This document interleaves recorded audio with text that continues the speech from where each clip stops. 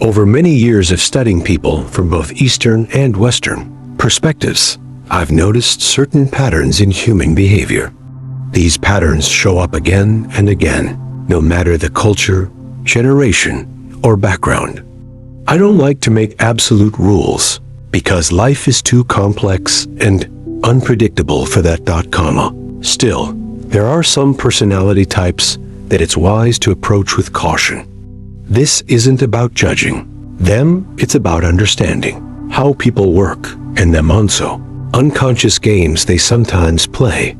When I say don't trust these types, I don't mean you should be hostile or look down on them. I mean you should see them clearly, without wishful thinking, or the naive belief that they will suddenly change into someone different.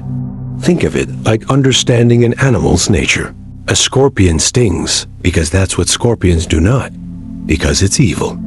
Trusting a scorpion not to sting isn't kindness. It's just unwise. So let's look at these 7 personality types.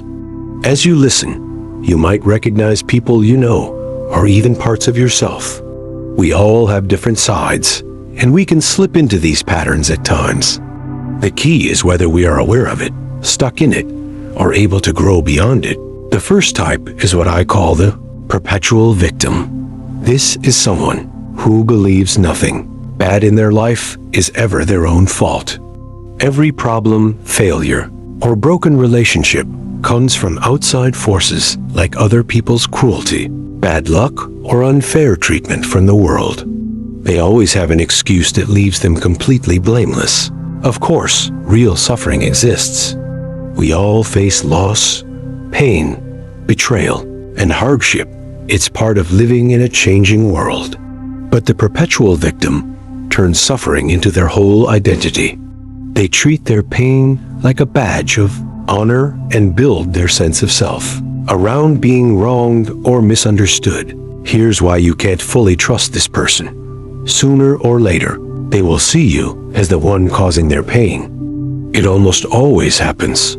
Their mindset needs someone to blame for their troubles.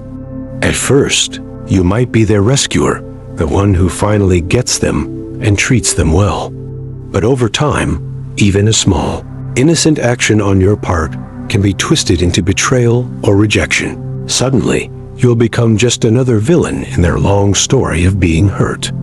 The perpetual victim refuses to take responsibility for their life, and someone who can't accept responsibility for their own actions or choices can't be fully trusted because they don't see how they contribute to their own problems. They don't recognize how their own habits, choices, or ways of seeing things play a role in their problems.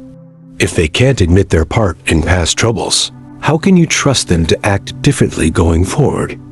On top of that, perpetual victims often drain those around them. They take your time, your kindness, your support, and it's never enough. Deep down, they're not really looking for help or solutions. Solutions would force them to change, and that would threaten the victim role they've built their life around. What they truly want is for you to agree that the world is unfair, and they're its helpless target. I once spoke with a man who proudly listed all the ways life had wronged him. Every friend had betrayed him. Every business partner had cheated him. Every woman he loved had left him. He told the story almost like it proved he was a good person fighting in a bad world. I gently asked, in all these situations, have you ever thought about what part you might have played attracting or creating them? He stared at me in shock, as if the question hurt him. It challenged the core of who he believed himself to be. The second type is the chronic manipulator. This person is harder to spot at first because they are often charming and good at reading others. They avoid direct demands and instead use emotional pressure, guilt, or your wish to be liked.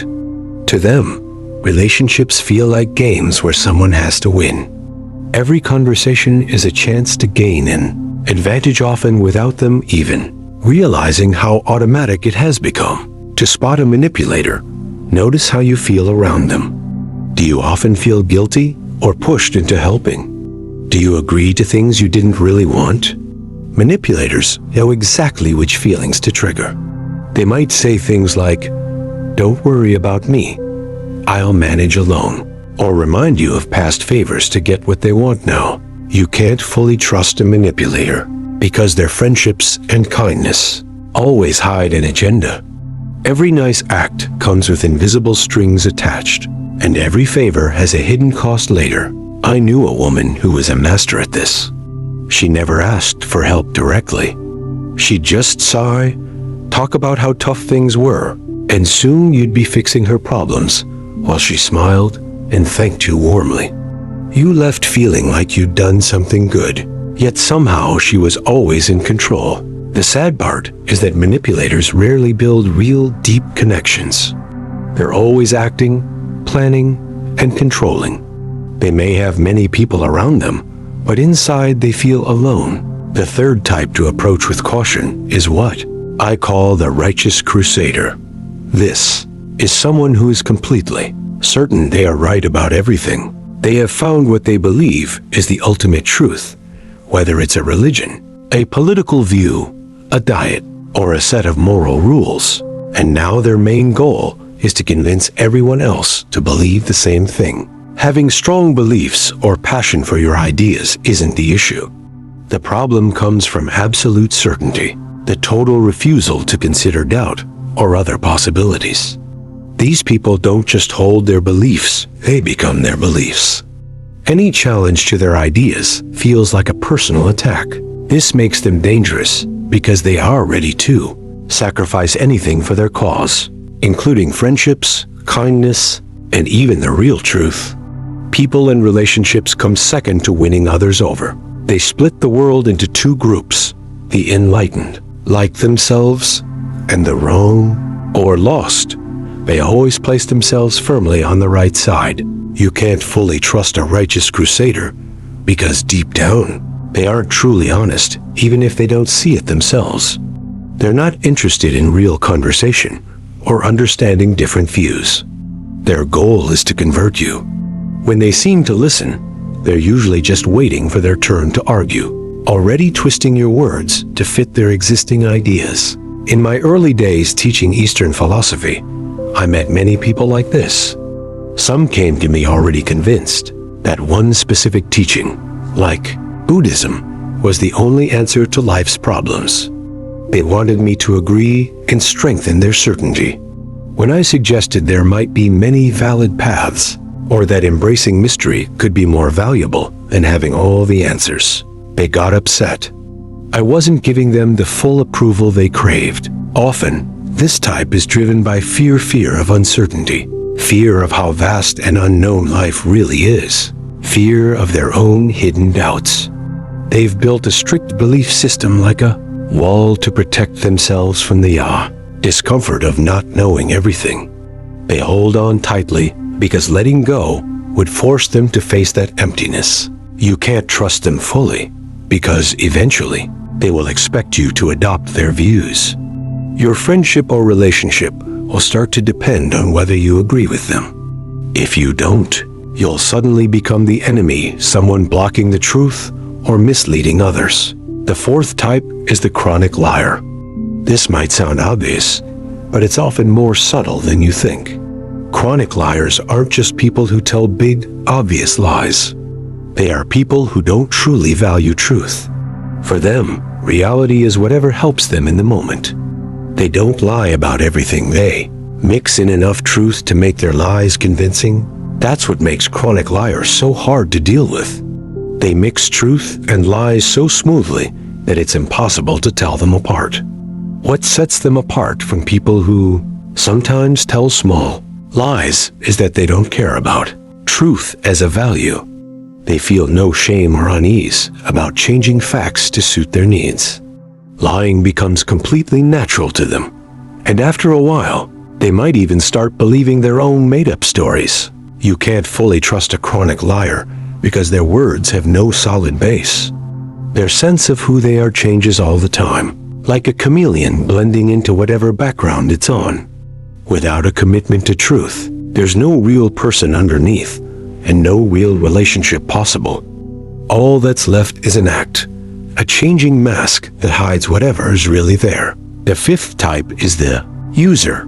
This is someone who sees other people only as tools to get what they want. They're warm and friendly when they need something from you, but they pull away or vanish completely when they don't. Their kindness is always a trade. They give attention only to get something in return. Their loyalty lasts exactly as long as you are helpful to them. Of course, every healthy relationship has some give and take. We help each other, support each other, and share benefits. That's normal and good. But the user takes this to an extreme. They have no real interest in you as a person. They don't truly care about your happiness, your growth, or your well-being unless it somehow helps them keep using you. Users are often very good at making you feel special and important when they want something. They can be extremely attentive, full of compliments, and great company. But pay attention to what happens once they've gotten what they needed, or when you can no longer offer them anything useful. Suddenly, they're hard to reach. Messages go unanswered. They're always too busy to meet up. If you do see them, they're polite but cool, already looking around for the next person who might be more helpful. I once knew a man who seemed to know everyone and was liked by all. He had an amazing network of successful and powerful people. But I noticed a clear pattern. He would focus intensely on someone influential, build a close friendship for a while, get whatever he could: introductions, opportunities, favors, and then quietly move on to someone new. The people he left behind often felt confused and hurt. They couldn't quite explain it, but they felt used and somehow smaller after the experience. You can't fully trust a user because their interest in you depends completely on what you can do for them. The moment you're no longer useful because your situation changes, theirs changes, or they've simply taken all they can, you'll be dropped without a second thought. And they won't feel bad about it because in their mind, that's just how relationships are supposed to work. To them, people are just resources to exploit, not individuals with feelings and worth. The user shows a deep emptiness inside. They go through life taking, using and draining others, but never forming real bonds. They collect many contacts, yet have no true friends. They might gain wealth or status, but they end up in a lonely world of their own creation, surrounded by others, yet completely alone. The sixth type is the envious destroyer. This is someone who can't stand seeing others succeed or be happy. If they can't have what you have, they'd prefer to see it destroyed. Envy here isn't just wanting something, it's a desire to ruin it for everyone. This person often hides their feelings behind concern or honest feedback. They point out your flaws, warn you about possible failures, or brush off your achievements, saying they're just being practical or realistic. But after time with them, you don't feel encouraged or uplifted. Instead, you feel smaller, full of doubt, and worn out. The envious destroyer is especially harmful when they're close to you because their envy is often hidden even from themselves. They might truly think they care about you, but deep down, there's a secret wish for you to stumble or fail. I once knew a man whose close friend would always create some personal crisis right after his big successes, pulling attention back and dragging him down. It took years for him to realize his friend simply couldn't handle being in the shadow. You can't fully trust an envious destroyer because your happiness or success hurts them inside. And hurt people often end up hurting others in response. The seventh and final type is what I call the chaos merchant. This is someone whose life seems filled with constant drama and emergencies. There's always a crisis unfolding, always some huge problem, and somehow they draw everyone around them into it. Of course, anyone can go through tough times. Life brings real hardships and unexpected troubles that aren't anyone's fault. But the chaos merchant is different. Chaos isn't something that happens to them now and then. It's their constant way of living. It feels normal, even comfortable to them. It might even be part of who they see themselves as. They create drama because they're drawn to high intensity. Calm and steady life feels boring or empty to them, like something is missing. They've gotten so used to crisis that they don't know how to handle peace. So, when things finally start to quiet down, they often stir up new trouble without realizing it. They might start an argument, make a rash choice, or turn a small issue into a big one. Being around these people is tiring. They're like a storm that pulls everything nearby into the whirlwind. You might try to help with their latest emergency, thinking you're being supportive. But in reality, you're feeding the pattern. You're giving them the excitement and attention they need, which makes the behavior continue. I remember a woman who would call me at any hour, always with some urgent drama. Her landlord was always threatening to kick her out. Her boss was treating her badly at work. Her family was letting her down or turning against her. Her health was suddenly getting worse. And every time she needed help, advice, or support right away. At first, I tried to be there for her and offer assistance. But soon I started to see a pattern. No matter how one problem got fixed, a new one popped up almost immediately. As soon as one crisis ended, another one started. It felt like she was living out the same cycle over and over, like clockwork. You can't fully trust a chaos merchant because they will eventually drag you into their storms. Their emergencies become your emergencies. Their drama becomes your drama. A life that might have been calm and steady for you can turn into constant turmoil and exhaustion. On top of that, you can't count on them for anything that needs reliability or follow-through. They often break promises because their world is too unpredictable. They can't be there to support you when you need help because they're always dealing with their own crises. The relationship ends up completely one-sided. You're always giving time, energy, and help, while they're always taking. In the end, there's no doubt that these personality types exist. We all see them around us. The real question is whether we have the wisdom to spot them, the courage to accept what we're seeing, and the self-respect to set healthy boundaries. This isn't about being cold or unkind. It's about seeing things clearly. And clear sight is one of the greatest gifts we can give to ourselves and to others.